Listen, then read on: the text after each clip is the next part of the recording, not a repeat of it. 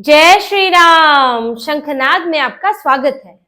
अरविंद केजरीवाल दिल्ली में अपने 15-16 विधायकों के साथ बैठक तो कर चुके, क्योंकि सभी 22 विधायक तो आए नहीं थे। पंजाब के विधायकों के साथ बैठक कर चुके, पंजाब के मुख्यमंत्री, राज्यसभा सांसदों के साथ बैठक कर चुके। लेकिन अब एक और बैठक हुई है और वो हुई है दिल्ली में अरविंद केजरीवाल के करीबी नेताओं के साथ।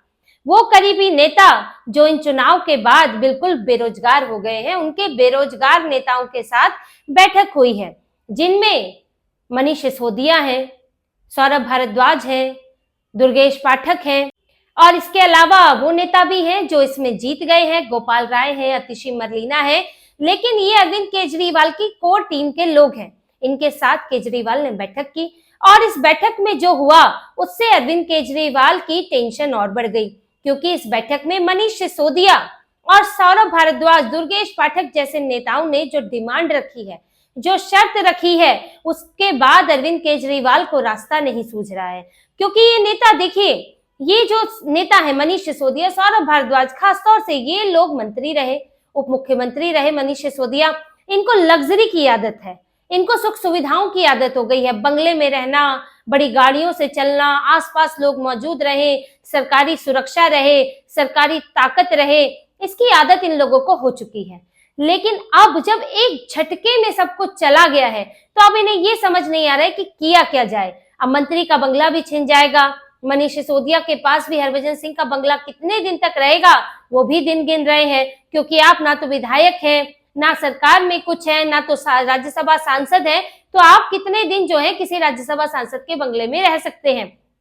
तो अब सब कुछ रेत की तरह हाथ से फिसलता हुआ दिख रहा है और इसी टेंशन में ये लोग पहुंचे थे, क्योंकि अब तो चुनाव हो गया, नतीजे आ गए, सभी से मुलाकात हो गई। तो अब चिंता ये है कि आगे हम कैसे रहेंगे, अब क्या सोर्स होगा, क्योंकि ये लोग किसी ऐसा तो है नहीं कि बिजनेसमैन फैमिली से आते हैं।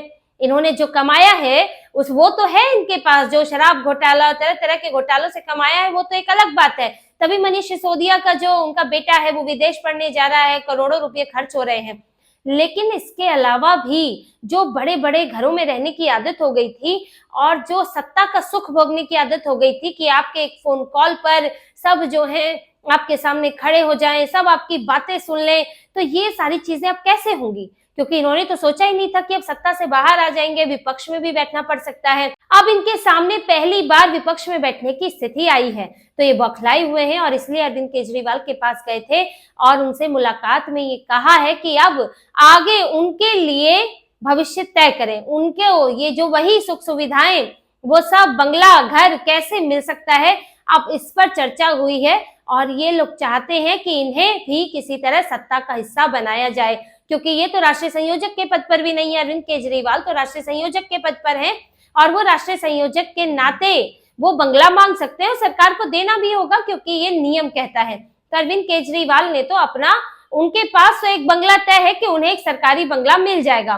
पूर्व मुख्यमंत्री हैं, कुछ सुरक्षा भी मिलेगी और इसके अलावा उनका बंगला रहेगा। और उन्होंने शीश महल से कुछ चीजें भी वहां से लेकर गए हैं, वो वहां फिट करा सकते हैं। तो वो तो अपनी सुख सुविधाओं में उतनी कमी उनके नहीं आने वाली है जितनी मनीष सिसोदिया, सौरभ भारद्वाज, इन लोगों की सुविधाओं में कमी आने वाली है। अब देखिए, अतिशी मरलीना और गोपाल राय की बात करें तो ये लोग तो चुनाव जीत गए हैं, ये उस बैठक में जरूर थे क्योंकि कोर टीम का हिस्सा है, लेकिन ये लोग चुनाव जीत चुके हैं और ये मंद मंद मुस्कुरा रहे थे, मुस्कुरा ही रहे होंगे, क्योंकि इन्हीं को, अतिशी मरलीना को ही हराने की भी एक साजिश भी थी।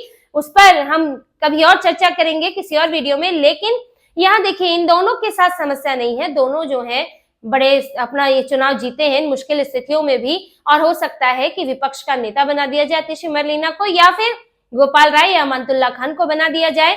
अरविंद केजरीवाल कुछ ना कुछ मुख्य भूमिका तो देनी ही पड़ेगी इन नेताओं को।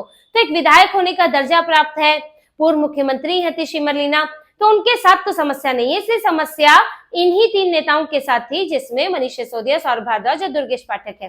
अब पूरी बात क्या चल रही है, क्या डिमांड रखी गई है? डिमांड रखी गई है पंजाब से राज्यसभा सांसद को लेकर, क्योंकि इनके सारे रास्ते बंद हैं।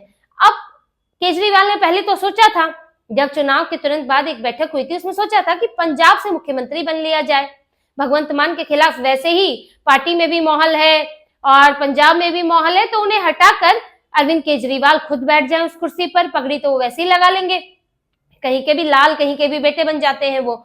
लेकिन इसका विरोध हुआ, पार्टी के अंदर से विरोध हुआ। विपक्ष ने, कांग्रेस ने, बीजेपी ने बोलना शुरू कर दिया कि यहाँ पंजाब में मुख्यमंत्री के तौर पर अरविंद केजरीवाल कुर्सी कब्जा करना चाहते हैं, तो यहाँ एक गैर सिख को लेकर भी एक माहौल बना कि एक गैर सिख मुख्यमंत्री बन जाएगा।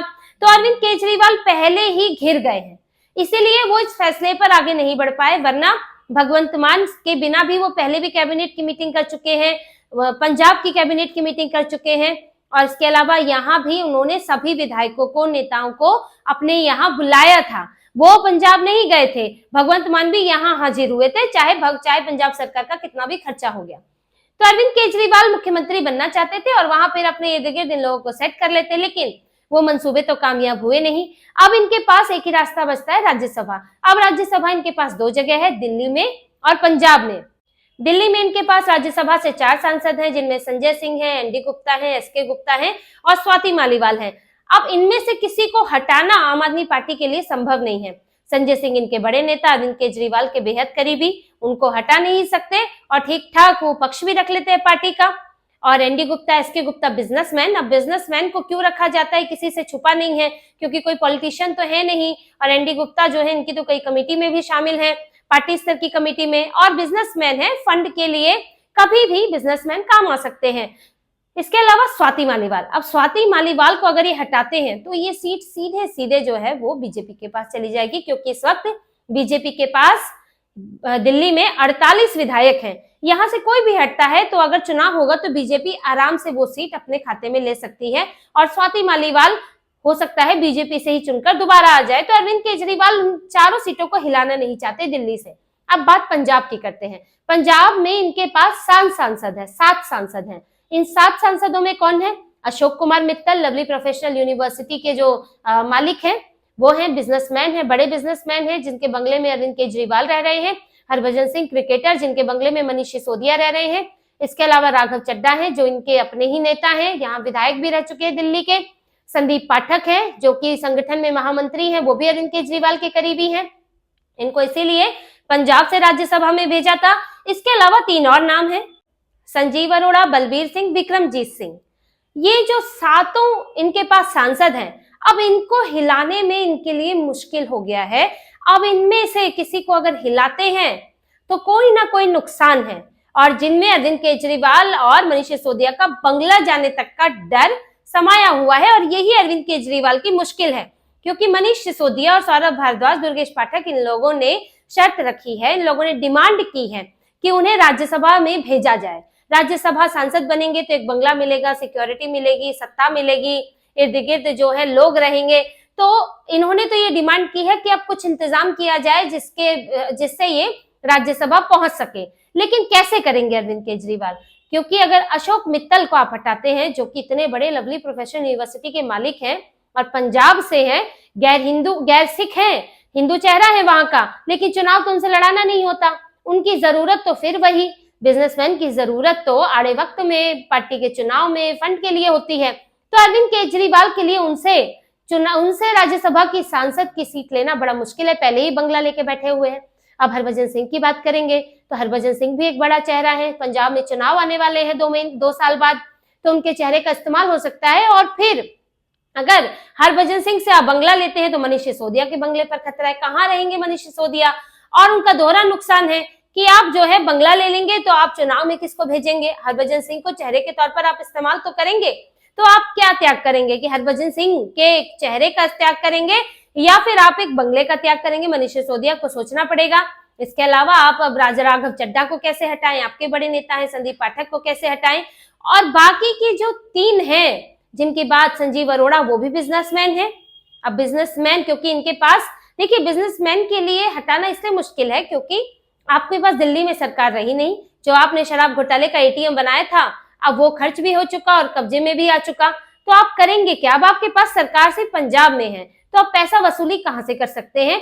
तो पंजाब है, जहां से करते भी हैं। दिल्ली का एटीएम पंजाब को बताया जाता है। तो अब अगर पंजाब से आप बिजनेसमैन को निकालते जाओगे सांसदों की सीट से, तो आपका साथ क्यों देंगे? आप उन्हें और दे क्या रहे हो? इसके अलावा जो 2 लोग और हैं, जिनमें बलबीर सिंह है, विक्रमजीत सिंह है, ये लोग पद्मश्री अवार्ड पुरस्कार मिल चुका है, पद्मश्री पुरस्कार से सम्मानित हैं, एक्टिविस्ट हैं, एनवायरमेंटलिस्ट हैं। तो इन लोगों को हटाना अपने आप में शर्मनाक होगा कि आपने एक जो है सिविल सोसाइटी से जुड़े हुए लोगों को सांसद की आप सीट नहीं दे सकते। तो अरविंद केजरीवाल यही फंस गए और यही चर्चा हुई थी कि अब सांसद की सीट हासिल की जाए तो कैसे की जाए। दिल्ली के दरवाजे बंद हैं, पंजाब में किसको हटाया जाए। अब राघव चड्ढा से आप त्याग करने को बोलिए, अब राघव चड्ढा त्याग किस आधार पे करेंगे। अभी आम आदमी पार्टी में तो हाल ही यही चल रहा है, जब पंजाब में इनकी सरकार बनी थी तब इनके पास तो भरपूर विधायक थे, तब इनके पास वहां सांसद बनाने के लिए लोग नहीं थे। यहां से राघव चड्ढा को ले गए, ये विधायक थे, कुर्सी खाली हुई, फिर अतिशी मरलीना उनकी जगह आई। तब तो पिक एंड चूज आराम से हो रहा था कि आराम से उठाओ और लोग नहीं है तो जो मिल रहा है दिख रहा है उसको जो है सांसद बना दो और खुश कर दो। लेकिन अब ऐसा नहीं है, अब तो इनके पास लोग ही लोग हैं, सब सांसद की सीट चाहते हैं। बट जो इनकी पार्टी का इनके करीबी पहली लेयर दूसरी लेयर के नेता जो है सब चाहते हैं कि कहीं ना कहीं हमको सेटल कर दे। और पंजाब पर अब नजर है, राघव चड्ढा भी नहीं हटेंगे क्योंकि दिल्ली में कुछ नहीं मिलेगा। अब संगठन का काम तो ऐसे भी संभाल रहे हैं, संदीप पाठक क्यों हटेंगे। तो यहाँ भी इनके लिए मुश्किल यह है कि अपने बेरोजगार नेताओं को काम कैसे दे। मनीष सिसोदिया भले ही अब बाहर से आप बड़ी बड़ी बातें कर लो, संवाद करो अपने कार्यकर्ताओं के साथ, तो उन्हें कहो कि हम जो है आगे भी अच्छी राजनीति करेंगे, अच्छी तरह से दिल्ली के मुद्दे उठाएंगे और सरकार पर नजर रखेंगे, कुछ भी कह लें, लेकिन अभी तो पड़ी हुई है कि अपना अपना सेट कहाँ करें, हम कहाँ जाकर फिट हो।